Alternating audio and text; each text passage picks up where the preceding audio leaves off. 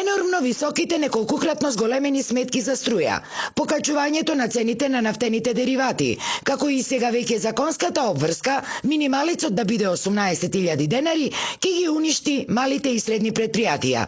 Ова е ставот на поголем дел од прилепските стопанственици, кои зад себе имаат децениски успешни бизниси.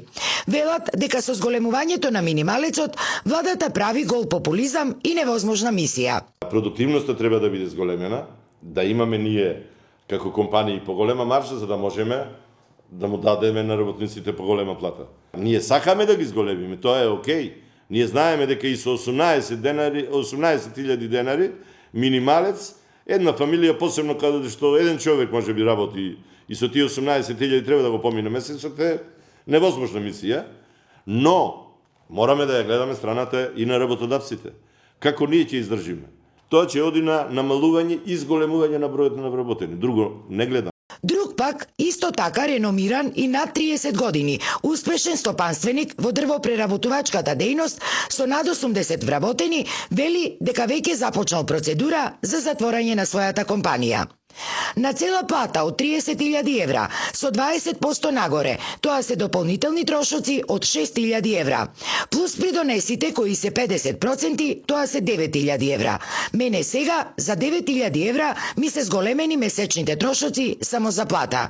За 12 месеци тоа се 110.000 евра, кои јас никако не можам да ги обезбедам. Кај мене никој од вработените и сега не е под 18.000 денари. Јас со тоа немам проблем, но имам проблем што сега морам да кренам на 18.000 плюс 20%. И тоа се 22.000. Тоа ми е проблем.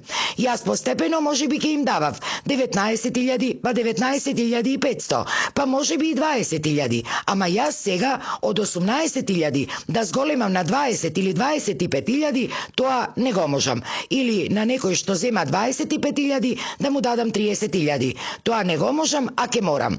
Затоа одлучив полека да го затворам бизнисот со кој се занимавам од 1988 година.